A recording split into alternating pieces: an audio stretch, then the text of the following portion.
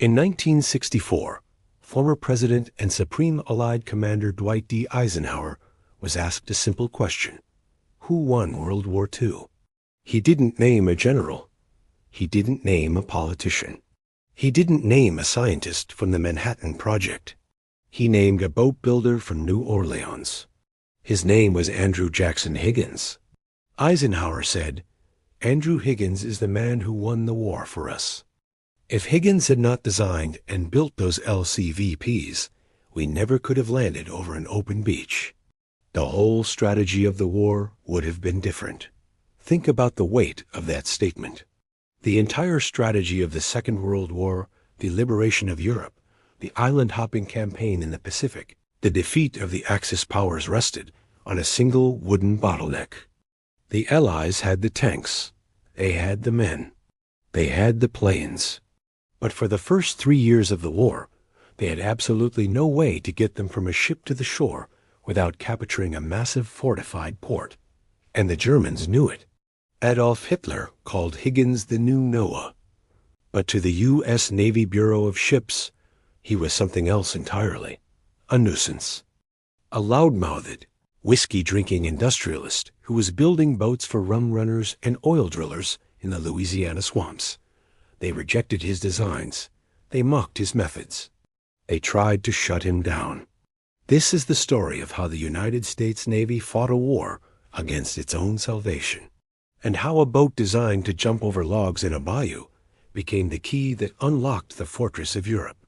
To understand why a 36-foot wooden boat is the most important weapon of the war, you have to understand the port dilemma. In 1940 and 1941, military doctrine was paralyzed by a simple logistical reality. Modern armies are heavy. A World War I infantryman needed food and bullets.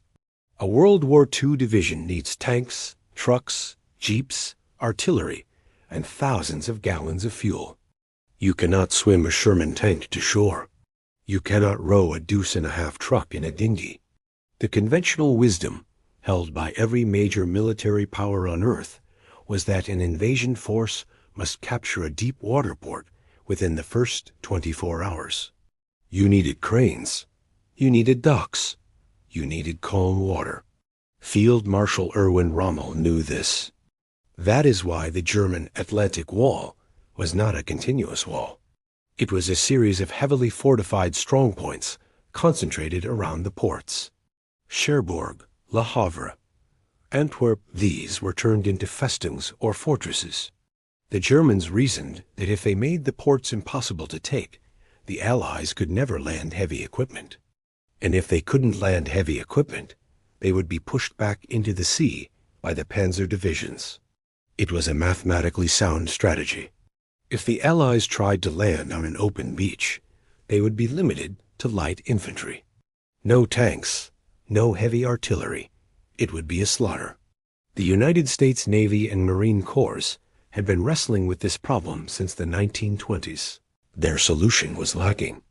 The Navy's standard landing craft in the late 1930s were essentially modified fishing boats. They were slow. They were unstable. And crucially, they had no way to get heavy equipment off the boat fast. To get out of a Navy weir, a Marine had to roll over the gunwale, the side of the boat, and drop into the surf. This exposed him to enemy fire. It meant he was wet, cold, and disorganized before he even reached the sand. Trying to offload a vehicle was a comedic nightmare of pulleys and planks. The Bureau of Ships, the Navy's engineering command, insisted they had the situation under control. They were designing their own tank lighters, but these designs were disasters. They were heavy, deep-draft vessels that ran aground hundreds of yards from the beach, forcing troops to wade through neck-deep water. The Allies were facing a catastrophe. They were building an army they couldn't deliver. Enter Andrew Jackson Higgins. Andrew Higgins was not a military man. He was a lumberman. Born in Nebraska, he moved to the South to get into the timber business. But he had a problem. The best timber hardwood and cypress was located in the deepest, most inaccessible parts of the Louisiana bayous and the Mississippi Delta. The water there was shallow, choked with water hyacinths, submerged logs, and mudflats. Standard boats couldn't navigate it. They would foul their propellers or rip out their hulls. So Higgins became an engineer by necessity.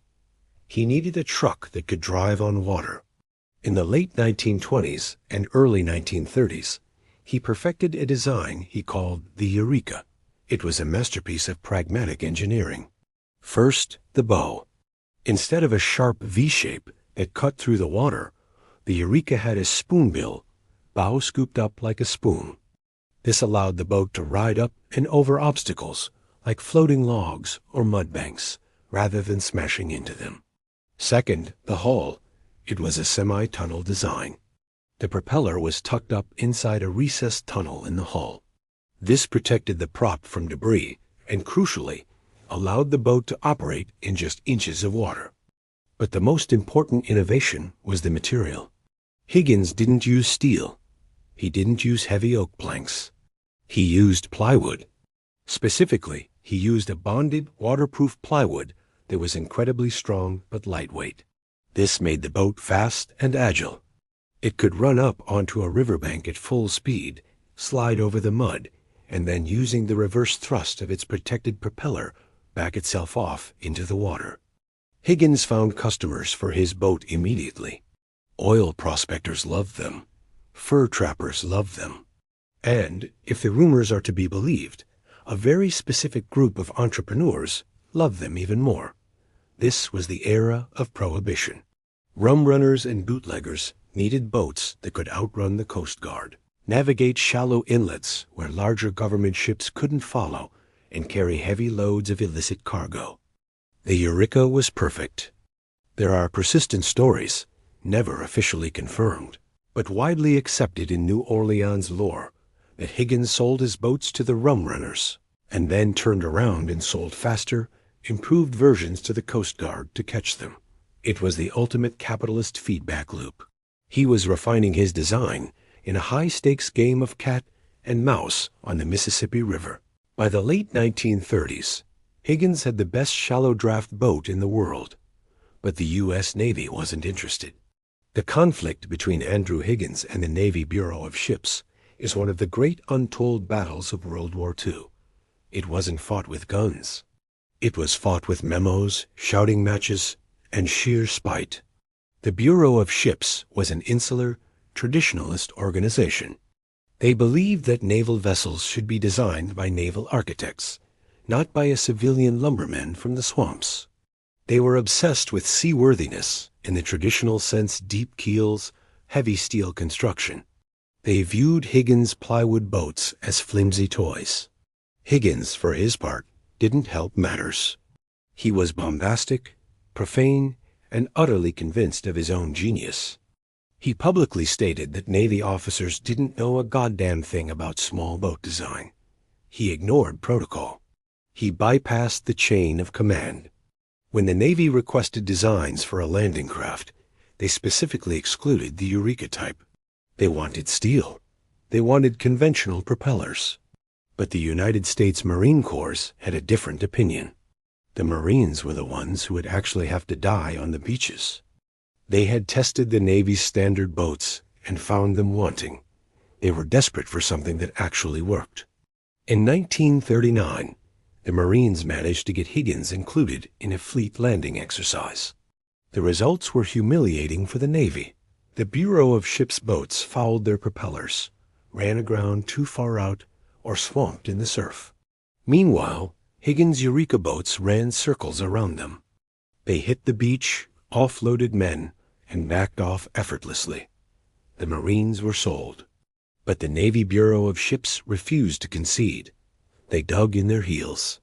They argued that plywood couldn't survive combat. They argued that gasoline engines were a fire hazard. This stubbornness nearly cost the Allies the war before it even started. As 1941 approached and war looked inevitable, the Navy finally agreed to buy some Higgins boats, but only as personnel carriers.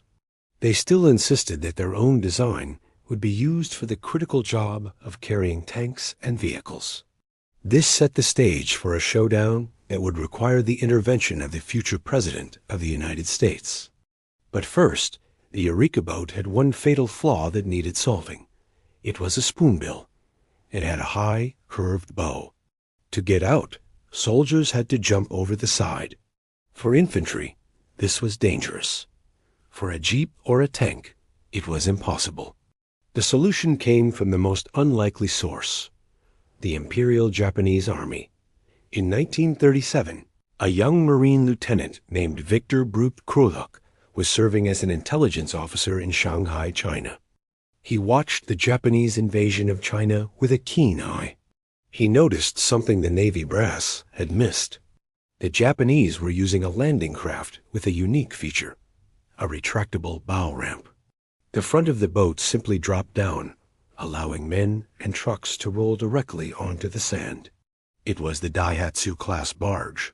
Krulak photographed it. He wrote a detailed report.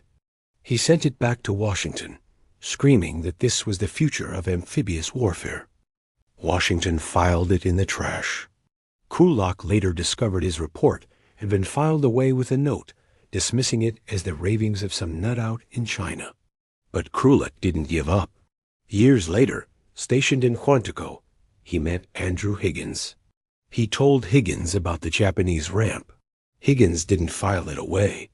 He didn't form a committee. He grabbed a pencil. Higgins immediately saw the brilliance of the idea. He took his Eureka hull, the proven shallow draft, tunnel stern design, and he chopped off the spoonbill bow. He replaced it with a steel ramp. This was the birth of the LCVP, Landing Craft Vehicle Personnel. The Higgins boat as we know it. It was a Frankenstein monster of engineering. A wooden hull from a Louisiana swamp boat. A steel ramp inspired by the Japanese. An engine from the American automotive industry. It could carry 36 combat-equipped infantrymen, or a jeep and 12 men, or 8,100 pounds of cargo. It could hit a beach at 12 knots, drop the ramp, empty in 30 seconds, and retract. But the Navy still said no to the larger version for tanks. By 1942, America was at war. The need for a tank lighter, a boat capable of landing a medium tank, was critical. The Bureau of Ships had spent years and millions of dollars developing their own steel tank lighter. They were preparing to award a massive contract to build them. Higgins was furious. He knew the Navy design was flawed. He knew it was top-heavy and unstable. He bombarded Washington with telegrams. He accused the Navy of negligence. He was so loud that he eventually got the attention of Senator Harry Truman, who was leading a committee investigating war waste. Truman forced the Navy to hold a fly-off, or rather, a float-off, at Norfolk, Virginia, in May 1942. It was the Bureau of Ships versus Higgins Industries. Winner takes all. The sea conditions were rough. A strong wind was whipping up whitecaps. The Navy's boat went first. It loaded a tank. It lumbered out into the choppy water. It was a disaster. The Navy boat was unstable. It took on water. It was slow. It couldn't handle the weight of the tank in the rough surf. It effectively failed the test before it even reached the beach. Then it was Higgins' turn. Higgins didn't just pass the test. He showed off. His LCM, built on the same principles as the smaller LCVP, handled the rough water effortlessly. It carried the tank to the beach, dropped the ramp, offloaded it, and backed off. But Higgins wasn't done. In a move of pure defiance, he reportedly ordered his coxswain to run circles around the struggling Navy boat. He demonstrated superior speed, superior maneuverability, and superior stability. The Truman Committee's report was scathing.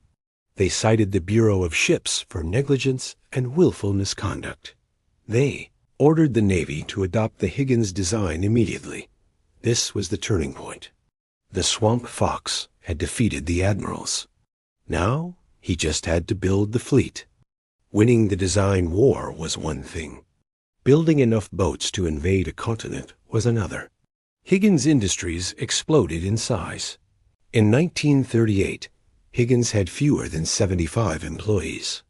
By 1943, he had over 25,000. He turned New Orleans into the boat-building capital of the world. But where did he find 25,000 skilled shipbuilders in the middle of a war, when every able-bodied man was being drafted? He didn't. He found people. Andrew Higgins was a maverick in social engineering as much as marine engineering. He was the first major industrialist in New Orleans to fully integrate his workforce. He hired women. He hired African Americans. He hired the elderly. He hired the handicapped. And crucially, he paid them equal wages for equal work. His philosophy was simple. I don't care if they're black, white, or purple. Can they weld? He adapted Henry Ford's assembly line techniques to shipbuilding. Boats moved along a production line on rail cars. One team laid the keel. The next installed the ribs. The next attached the plywood skin. The next installed the engine. At the peak of production, Higgins Industries was turning out 700 boats a month. That is more than 20 boats every single day.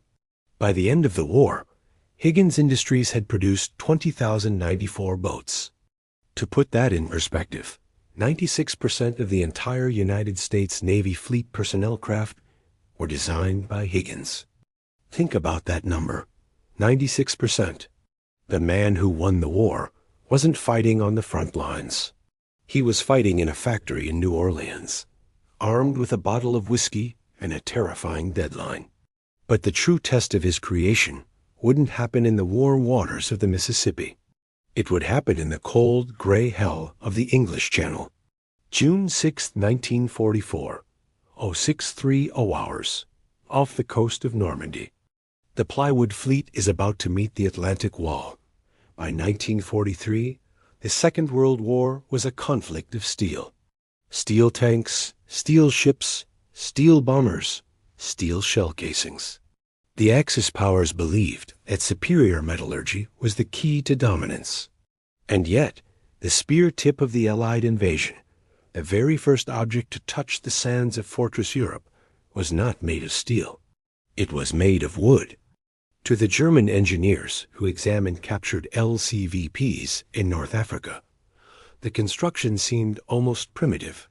They called it a plywood cigar box, but they were looking at it with the eyes of traditionalists, not pragmatists. Andrew Higgins knew something the Bureau of Ships didn't. Steel is heavy. Steel sinks. And most importantly, steel was scarce.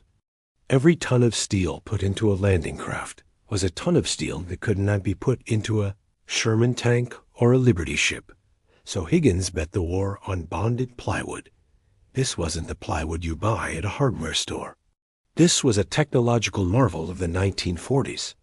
It used a specific, water-resistant glue of phenolic resin that could withstand salt water, oil, and the pounding of the surf without delaminating. It made the boat light. An empty LCVP displaced just 18,000 pounds. A steel equivalent would have weighed nearly double. This lightness was strategic. It meant a troop transport ship could carry more of them on its davits. It meant the boat rode higher in the water, giving it a shallower draft. But it also meant that for the 36 men huddled inside, the only thing standing between them and a German MG-42 machine gun was a quarter-inch of wood. The sides of the LCVP offered zero ballistic protection. None. A rifle bullet could pass through one side and out the other. The ramp was steel, it was your shield. But if the fire came from the flank, you were naked. Higgins argued that speed and agility were better armor than steel plating. He was building a sprinter, not a tank. The true genius of the Higgins boat, however, wasn't the ramp or the wood. It was the stern. Naval Architecture 101 says that a propeller needs clean water to work efficiently. It usually sits below the hull. But if you put a propeller below the hull and you try to drive onto a sandbar, you snap your drive shaft. Higgins ignored the textbooks. He recessed the propeller into a semi-tunnel built into the hull. This achieved two things. First, protection. The hull acted as a skid plate. The boat could literally slide over sandbars, logs, and debris without fouling the prop. Second, and most critical for combat, was the washing machine effect. When an LCVP hit the beach, it hit hard. It drove itself high onto the sand to keep the troops dry. In any other boat, you are now stranded. You are a beached whale. But the Higgins tunnel directed the water flow. When the coxswain threw the engine into reverse, the tunnel forced the water stream underneath the hull, scouring away the sand and creating a cushion of aerated water. The boat didn't just pull back. It hydraulically lifted itself off the beach. It was a self-extracting machine. While Navy-designed boats were stuck on the sand, waiting for the tide or a tow, the Higgins boat was already backing out, turning around and heading back to the ship for another load. To power this wooden beast, Higgins didn't use a custom naval engine. He didn't have time for custom. He went to Detroit. He chose the Gray Marine 671 diesel. This engine is legendary. It was essentially a modified General Motors diesel truck engine. It produced 225 horsepower. It was loud.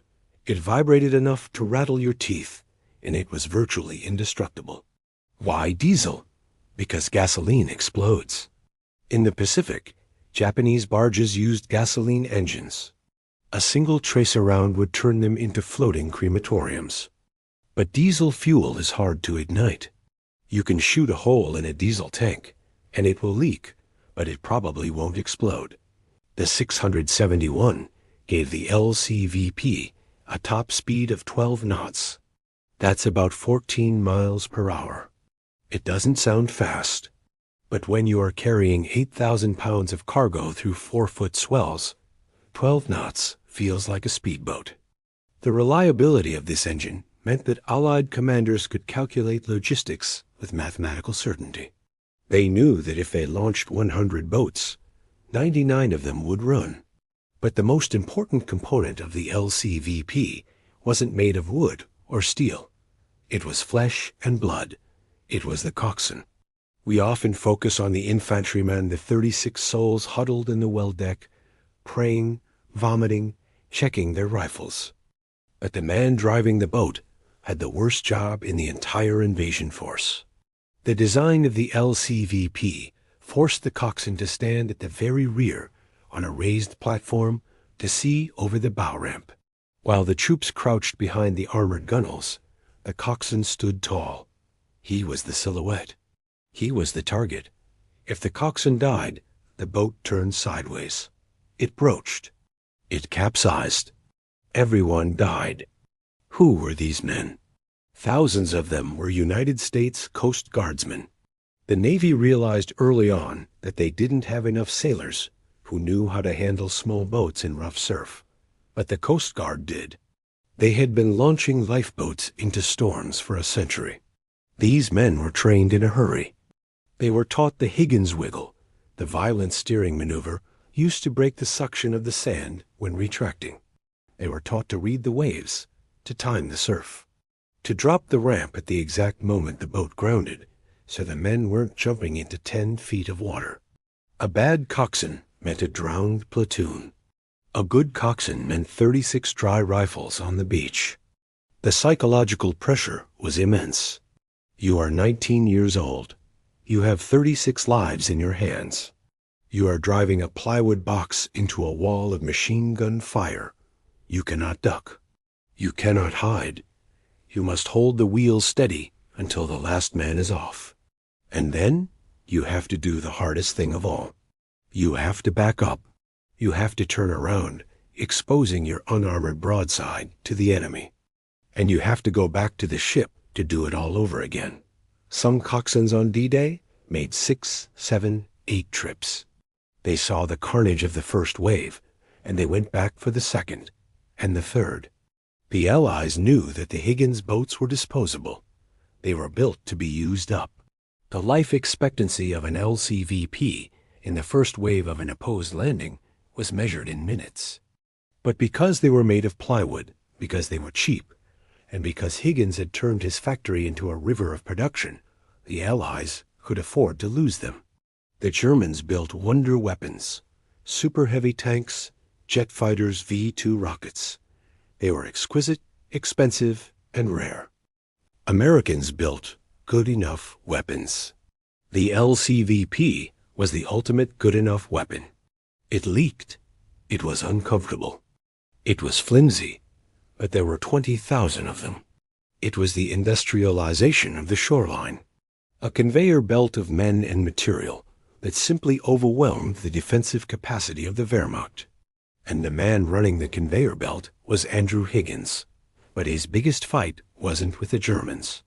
It was with the old boys club of the East Coast establishment. Higgins didn't just build boats. He built enemies. And as the war turned in the Allies' favor, the knives in Washington began to come out.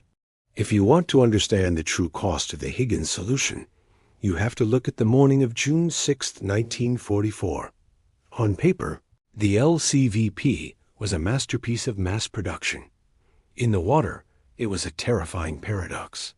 It was a delivery system designed to save an army, built by men who knew that the boat itself was almost certainly doomed. When the ramp dropped at Omaha Beach, the design's single greatest flaw was revealed in an instant. To exit the boat, 36 men had to funnel through a narrow opening, directly into the teeth of German enfilade fire.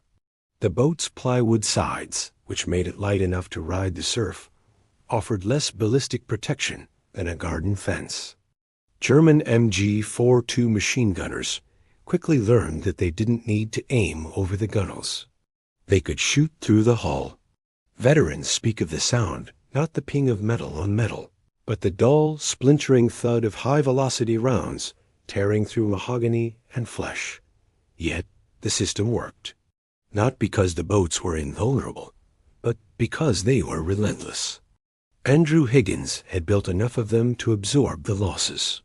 For every LCVP that was blown apart by artillery or hung up on a Czech hedgehog, 10 more were behind it, driving through the smoke, engines screaming at redline.